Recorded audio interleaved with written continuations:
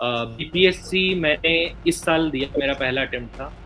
तो इस साल क्योंकि मुझे तैयारी करते हुए 2 साल हो गया था, मुझे एज़ ए बैकअप कोई एग्ज़ाम चाहिए था और बीपीएससी उसके लिए सबसे सूटेबल था। आईआईटी जब कैले है तो फिर तो बीपीएससी में काहेला जाएला हो?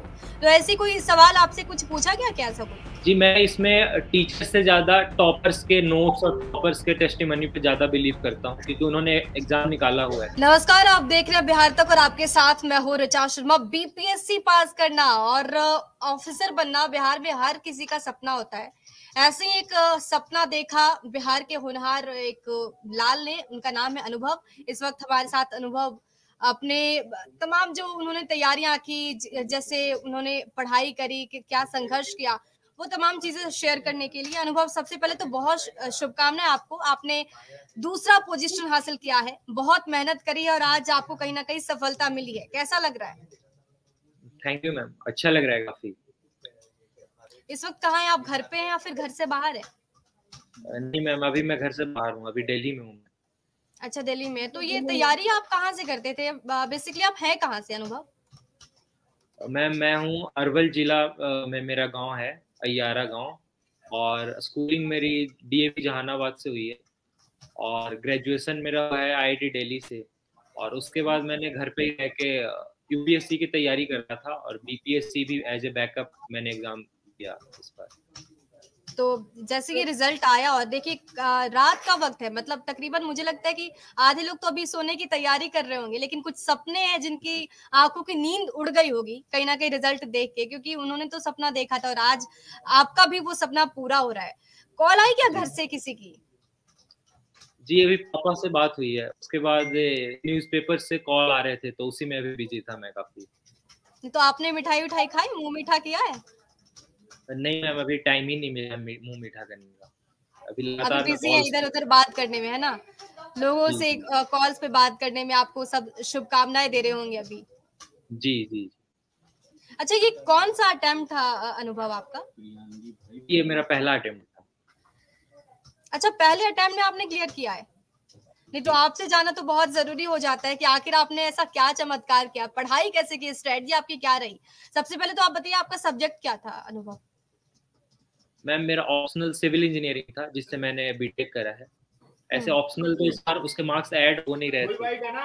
हुँ, मेनली जीएस और ऐसे के ही मार्क्स ऐड हुए हैं इस बार। हुँ। तो ऑप्शनल आपने पेपर बस। अनुभव आईआईटी, आपने आईआईटी किया हुआ है। जी, आईआईटी दिल्ली से मैं पास तो आउट फिर हूँ। इंजीनियर ऑलरेडी आप थे और अच्छा भी कमाते होंगे आप, क्योंकि आईआईटीएन है। तो फिर जी, जी। सिविल्स में आने का क्या रीज़न रहा? जी, सिविल में आने के काफ़ी सारे रीज़न्स थे। पहला तो ऑब्वियसली पब्लिक सर्विस था। यहाँ पे मैं लोगों के लिए, सोसाइटी के लिए डायरेक्टली काम कर सकता था। और उसके बाद यहाँ पे जॉब में डाइवर्सिटी बहुत है, क्योंकि काम करने को नहीं मिलता है, बोर नहीं होते हैं। वो है और ऑब्वियसली जॉब सिक्योरिटी भी है, प्राइवेट सेक्टर से बेटर है गवर्नमेंट सेक्टर में। तो मेरा मेन मोटिव था सिविल सर्विसेज एग्ज़ाम, जो उसका भी मैंने अभी मेंस क्लियर किया है, अभी इंटरव्यू आने वाला है।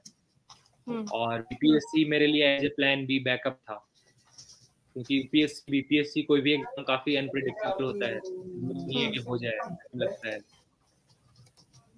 तो ये तो कब सोचा आपने कि आपको बीपीएससी करना चाहिए, सिविल में आना चाहिए? मैम सिविल सर्विसेज का तो मैं जस्ट पास आउट हुआ था 2021 में, तभी सोच लिया।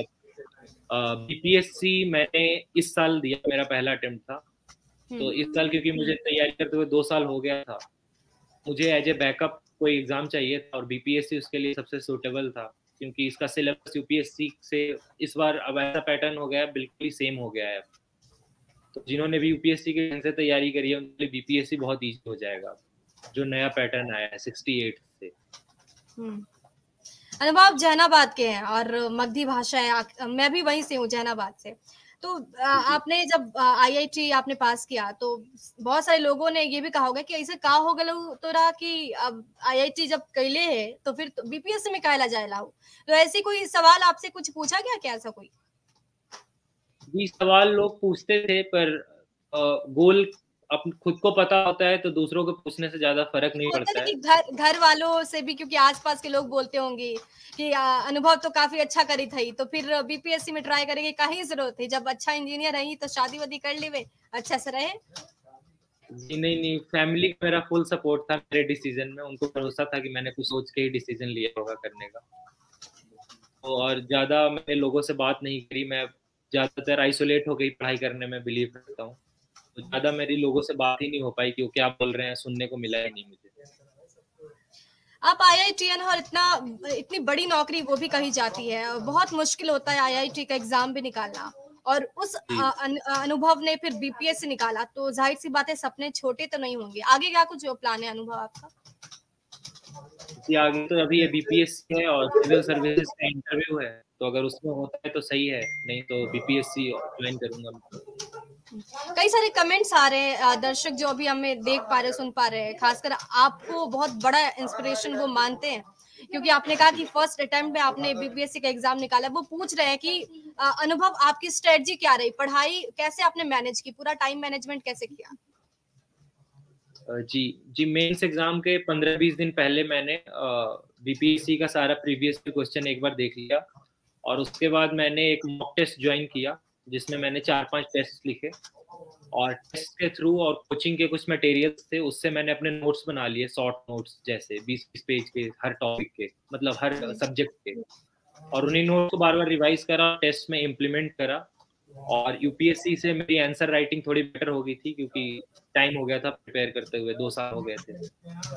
तो मेरी मुझे मॉक्स ने काफ़ी हेल्प करा, और बीपीएससी के लिए मैंने बिहार स्पेशल को प्रिपेयर कर लिया, जो बजट या इकोनॉमी सर्वे होता है, इकोनॉमिक सर्वे होता है, उससे कुछ मटेरियल निकाल लिया, और फिर प्रीवियस ईयर क्वेश्चंस देख लिए। और अभी जो बीपीएससी का पैटर्न हो गया 68 से, उसमें सबसे ज़्यादा मैटर करता है स्पीड, बहुत मैटर करता है, क्योंकि जिसने सारे क्वेश्चन खत्म कर लिए उसका एग्जाम क्लियर होने का प्रोबेबिलिटी बहुत हाई हो जाएगा।